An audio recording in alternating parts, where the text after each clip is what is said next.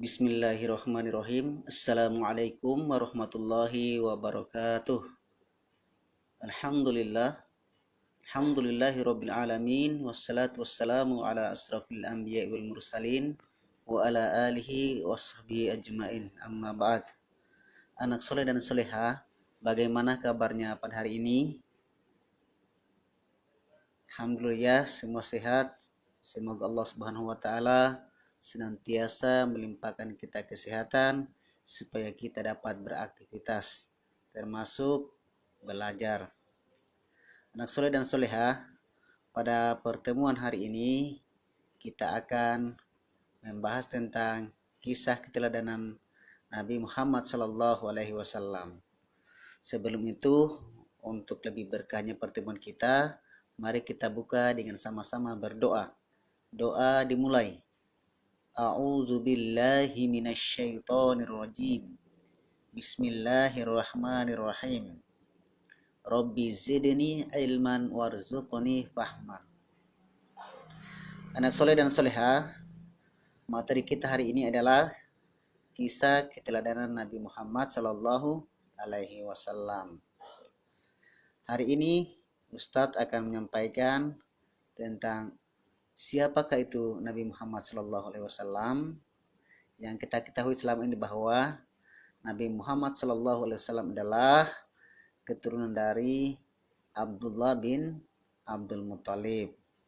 Namun kalau kita mau tahu lebih panjang lagi tentang silsilah beliau, Nabi Muhammad adalah, di nama silsilahnya, Muhammad bin Abdullah bin Abdul Muttalib bin Hasim bin Abdul Manaf bin Qusay bin Kilab bin Murrah bin Ka'ab bin Lu'ay bin Ghalib bin Fir bin Malik bin Nadr bin Kinana bin Khuzaimah bin Mudrikan bin Ilyas bin Mudar bin Nizar bin Ma'ad bin Adnan.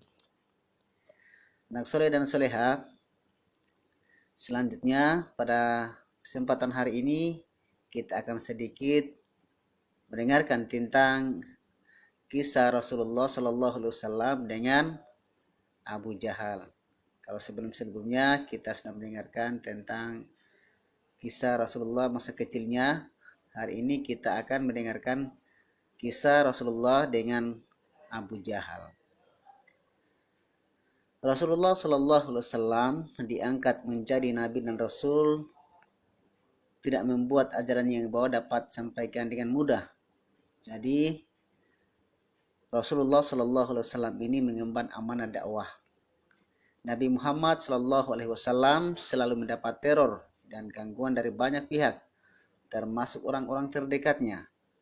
Dari sekian banyak orang yang benci terhadap Rasulullah SAW, Abu Jahal yang tak lain pemuka Quraisy adalah sosok yang paling depan yang menentang Nabi Muhammad SAW.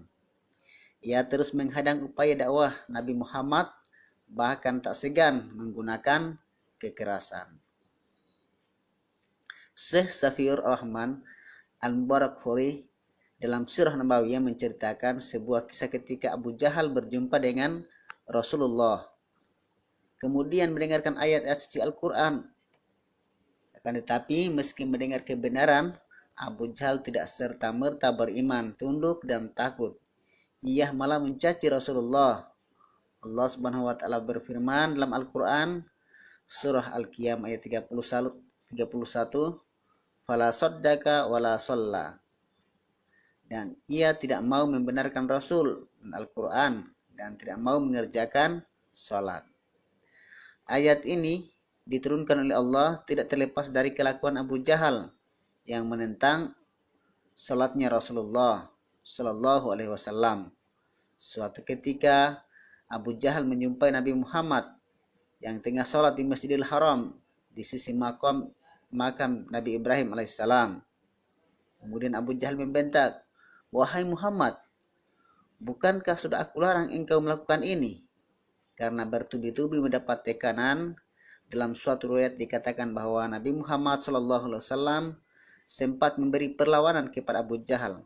Rasulullah membacakan ayat Allah, aula laka fa aula, thumma aula laka fa Allah. Kecelakaanlah bagimu, wahai orang kafir, dan kecelakaanlah bagimu. Kemudian kecelakaan bagimu, wahai orang kafir, dan kecelakaan bagimu. Al-Quran Surah Al-Qiyamah ayat 34-35. Meski demikian, Abu Jahal tidak kapok dan tetap mengintimidasi Nabi. Abu Jahal menyanggah, Nabi, engkau hendak mengancamku.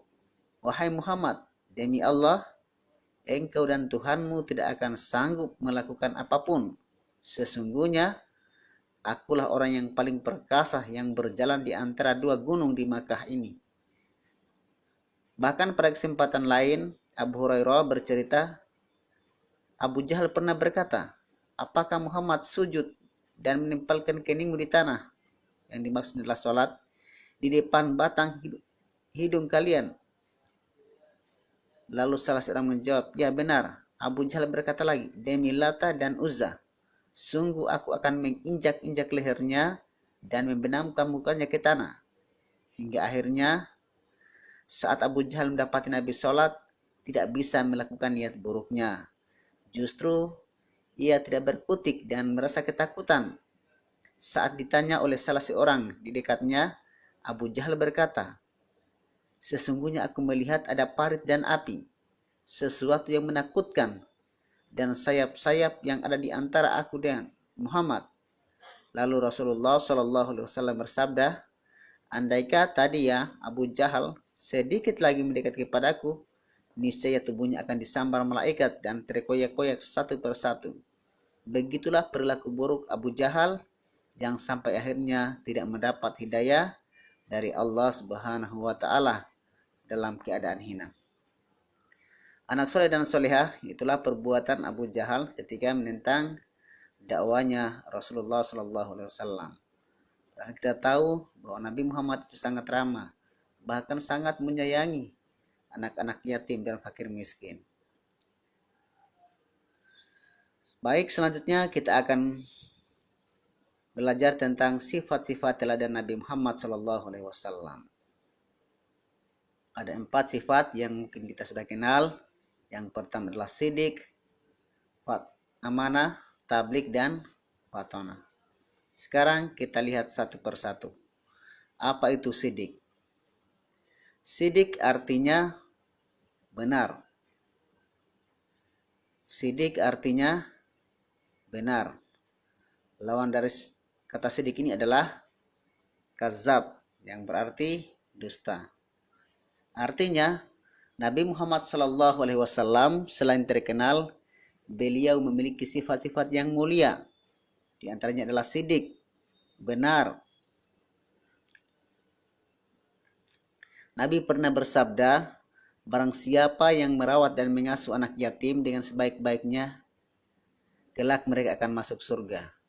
Jadi, Nabi kita, Nabi Muhammad ini, selain dia berakhlak baik, benar dia juga sangat penyayang dengan anak yatim.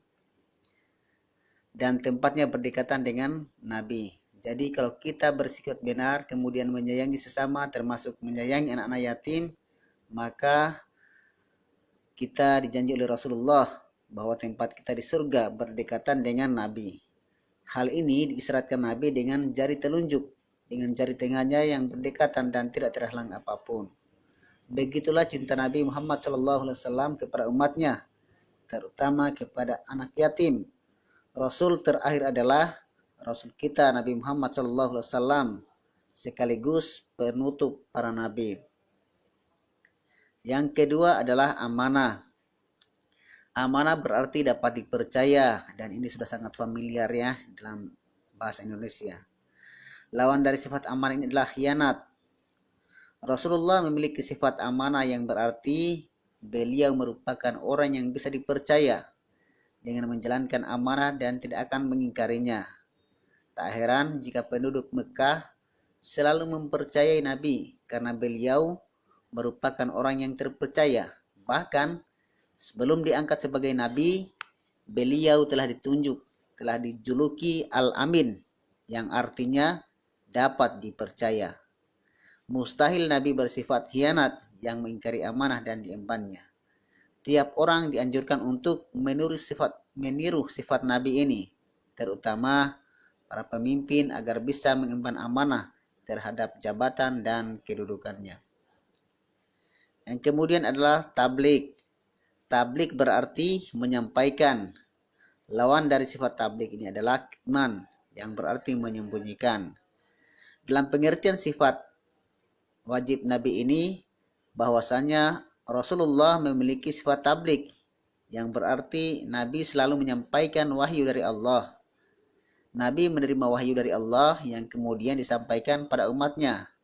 Sebagai seorang Nabi yang menerima wahyu dari Allah Subhanahu wa taala, tidak ada petunjuk dari Allah yang beliau sembunyikan untuk dirinya sendiri. Jadi, apa yang diterima oleh Nabi dari Allah, yaitu Al-Quran, itulah yang disampaikan kepada umatnya. Inilah Al-Quran sekarang yang ada pada kita.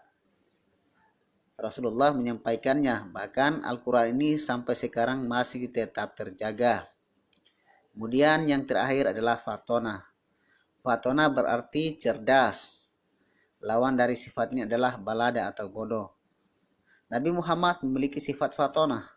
Hal ini berarti merupakan bahwa beliau orang yang cerdas, pintar intelektualnya. Mustahil bagi Nabi Allah bersifat balada atau bodoh. Kecerdasan Nabi kita dapat dilihat di mana beliau mampu menyampaikan dan menjelaskan ribuan ayat Al-Quran berasal dari firman Allah tanpa ada yang salah dan keliru. Sifat ini harusnya kita teladani dengan cara menuntut ilmu, terutama ilmu agama dan ilmu dunia. Karena keselamatan kita dunia dan akhirat itu adalah manakala kita mendapatkan ilmu dan mengamalkannya, terutama ilmu agama. Anak soleh dan solehah, selanjutnya di penghujung pertemuan kita hari ini, Ustadz akan berikan tugas. Tugasnya dikerja di rumah dan insya Allah dikumpulkan pada pertemuan berikutnya. Demikian untuk pertemuan kita hari ini. Dan mari kita tutup dengan sama-sama membaca hamdalah. Alhamdulillahirabbil alamin, dan doa penutup kafaratul majelis. Subhanakallahumma wa bihamdika asyhadu an la ilaha illa anta astaghfiruka wa atubu ilaik. Assalamualaikum warahmatullahi wabarakatuh.